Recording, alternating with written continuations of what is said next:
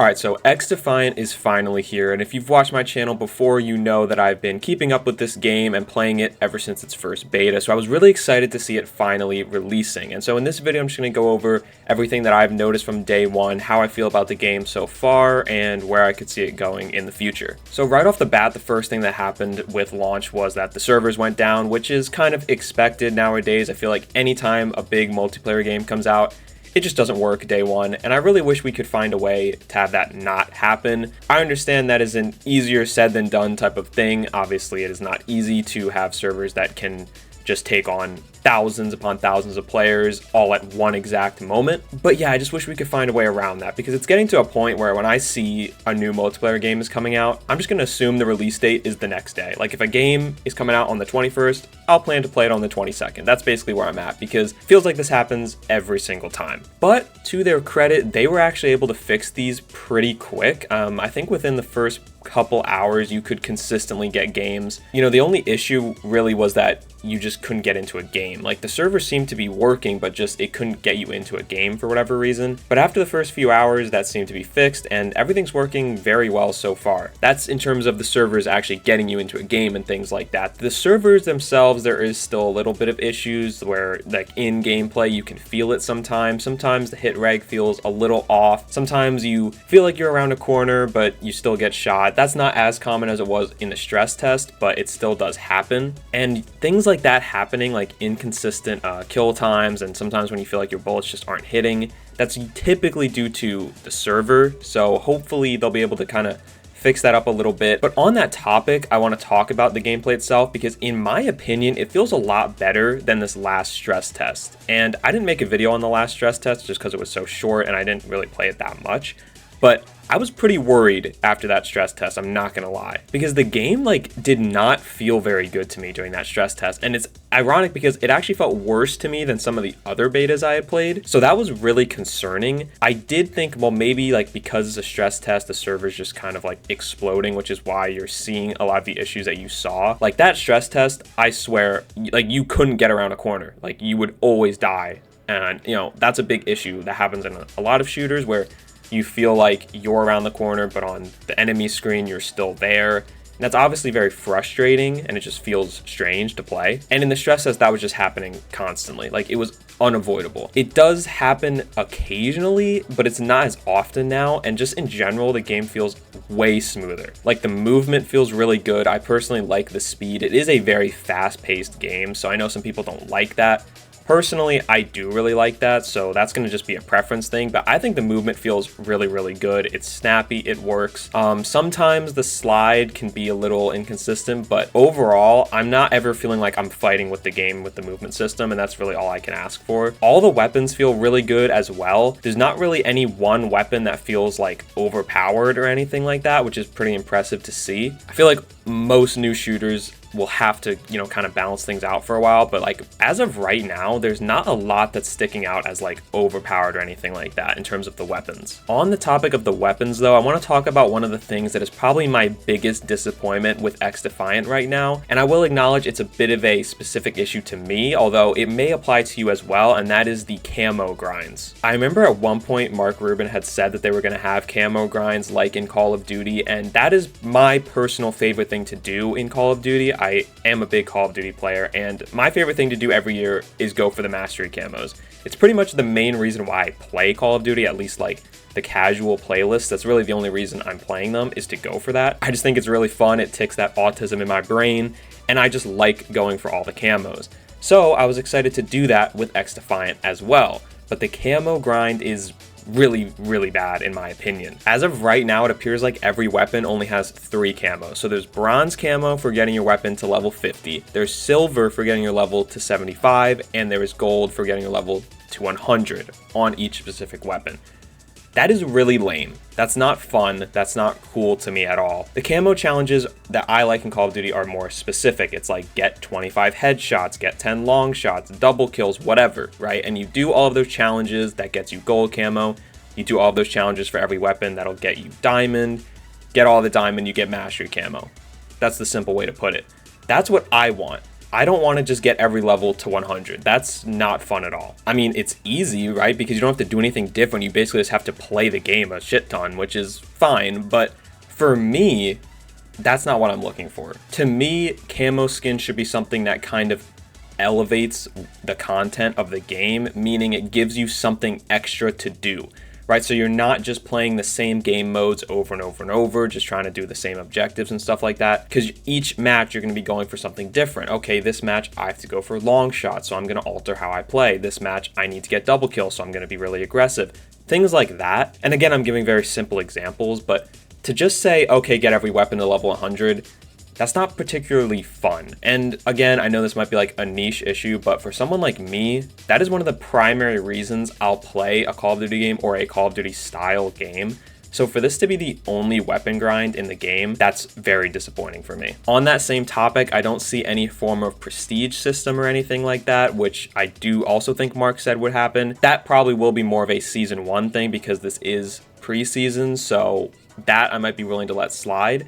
But these camos, I don't see how they can change them because these are the bronze, silver, and gold camos. They can't just take those away or change them after a season or anything like that. I don't think they can do that. So I guess they could introduce new camo challenges, but for now, I'm very disappointed by the camo grind. And that is something that will affect how much I play this game. In terms of the other content here, there isn't anything new that wasn't in the betas. And again, I'm going to keep saying it, it is preseason, but I still would have liked to see something new, whether it be a couple weapons, maybe a map, just something, because launching the game with like no different content than what was in the betas just seems questionable to me. It kind of makes me wonder, why did I wait a year to play the full release version of the game if it's just gonna have all the same content that was in the betas? You know, all the UI, all the maps, all the weapons, all the factions, everything is basically the exact same as all the betas, kind of from the first beta I ever played, which was like a year and a half ago.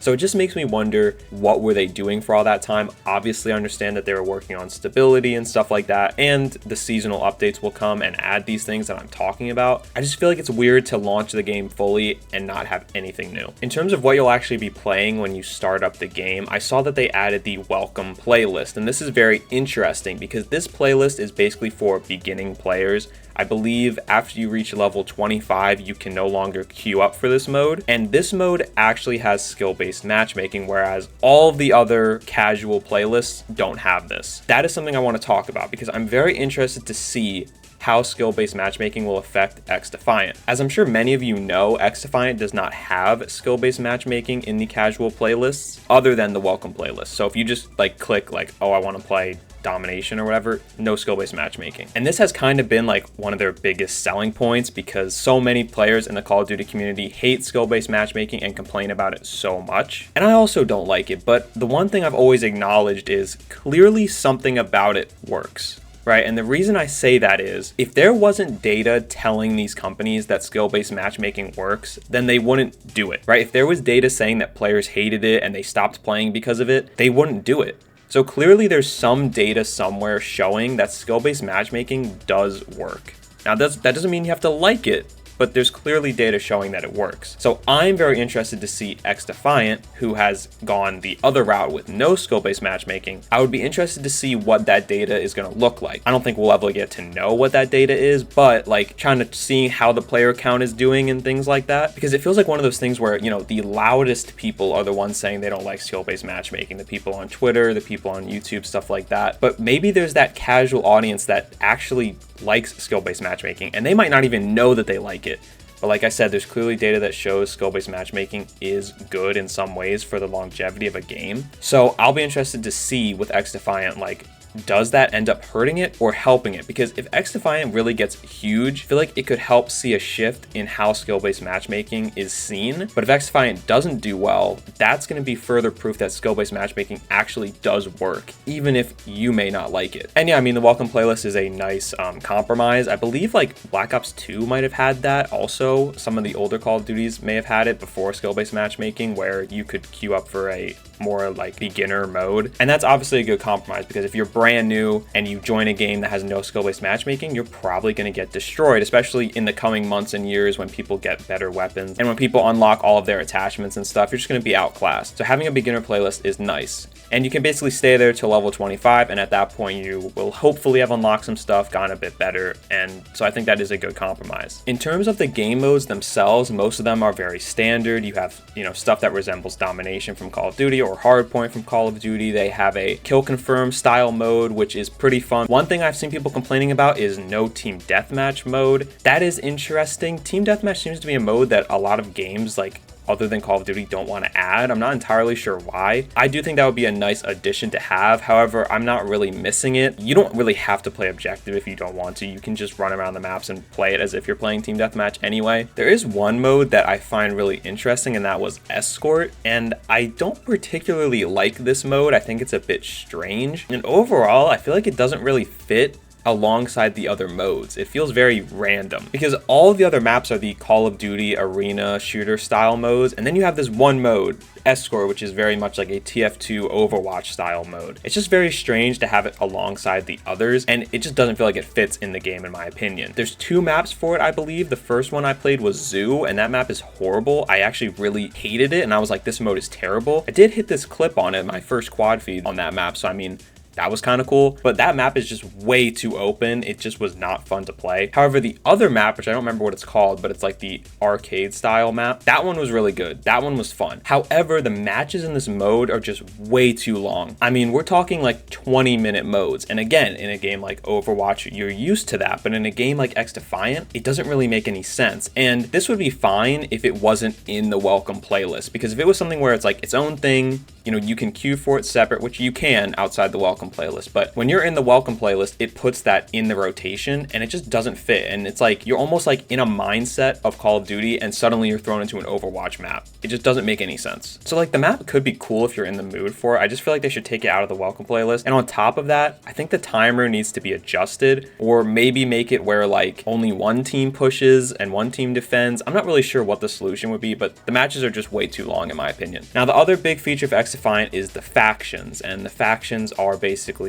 operators or specialists or whatever you want to call them, where you get your abilities. And I talked about how the weapons are very well balanced, where none really rose above the others and becomes like overpowered or anything. Factions, not so much. Pretty much everyone you see is going to be using the fire guy or the healer, and it does feel like the other ones don't have as much going for them. I think the fire class is kind of cringe. I don't like that they get tick damage just from hitting you. I think that it's sort of a unfair advantage in some ways, just because why does only one class get to do fire tick damage and none of the others do? That to me just doesn't make a ton of sense. If it was a specific weapon you have to use, I think that would make more sense, but just saying, oh, well, if you use this operator, you get fire tick damage and no one else does, I don't love that. However, it's not that big of a deal, I guess, because obviously you could use the healing faction and just, if you're on fire, save yourself. But I don't know, I just feel like it doesn't make a ton of sense to me to have one class that has a benefit like that and none of the others have anything that's similar to that.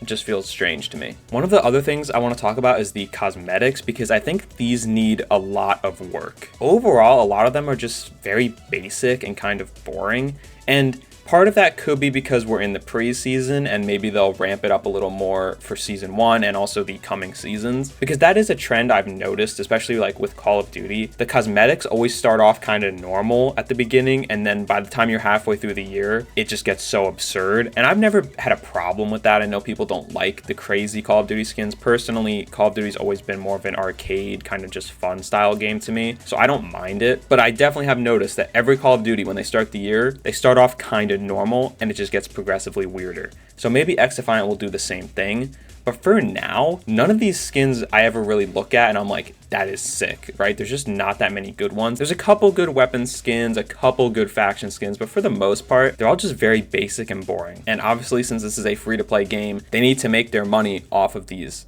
cosmetics, and right now they're just not good enough. Like, I don't really find myself wanting to buy any of them. And the thing about XDefiant is, like, it's technically a Ubisoft crossover game, right? Like, all the maps are based on certain Ubisoft games, the factions are based on certain Ubisoft games, but in the cosmetics they didn't really lean into that at all, and I think that's a big mistake. I would like to see them lean into that a lot more as the seasons go on. Pretty much the only thing they have right now in the battle pass is the Rabbids emote pack. That's like the only thing they have that actually tells you like this is a Ubisoft crossover crossover game. Other than that, it doesn't really feel like it is. And I feel like they should lean into that more because I think that that's really cool. And I would also really want to see them get weird with it. Like, I want an Ezio skin. I want a Rayman skin. Like, I want stuff like that. And like with the maps too, like get weird with it. Don't stick to just the Ubisoft franchises that already have guns in them. I would like to see them kind of go farther with that because as of right now, it kind of feels like an afterthought, which is weird because if anything, that should be the main selling point of the game, right? The last complaint I would have is like not having something like practice range available is really strange. And also ranked is not out, it's in a testing phase. Both of these things are no doubt going to be addressed in season 1. So I acknowledge that. But like I said before, not having these things here makes me feel like I'm just playing another beta, which is fine. Early access games are common nowadays, and I have no problem playing a game that is technically considered beta. But my question is, why did I wait a year and a half to play it? Why not just leave it up in a beta state if it's going to come out so similar to how it was before? Now, despite the complaints I've had, I'm still having a lot of fun playing, and that's something I've felt ever since the first XDefiant beta. I just think the game is very fun, and I really do hope the game can continue to grow and really find an audience because I think they have something here. I really do. I felt that way ever since the first time I played it. So much about the talk with this game is about Call of Duty, and I get it because it is extremely similar, and the developers themselves have made that comparison. Everyone's making it like a Call of Duty or XDefiant thing, but I do think there's a world where both of these games can exist. There's not a ton of arena style shooters on the market right now. You see a lot of games like Overwatch, or you see a lot of games like CSGO, Valorant style, or Battle Royales, but you don't see a lot of arena shooters anymore. So to me, it's not an XDefiant or Call of Duty thing. It's XDefiant and Call of Duty. Both of these games do have value. So yeah, I mean, we'll see how the game continues to progress. Right now, I do feel good about the game in general. I'm worried about if it's going to be able to catch on and if they'll continue supporting it long term. Ubisoft did just recently cancel a different multiplayer game they had in project and said they were going to be using that staff to support XDefiant. So that tells me that they are all in, but we'll see how that continues over the next year or so. I am really looking forward to what comes next, and I'm looking forward to continuing to play XDefiant. And if you've been on the fence, I would definitely recommend downloading it and just giving it a try.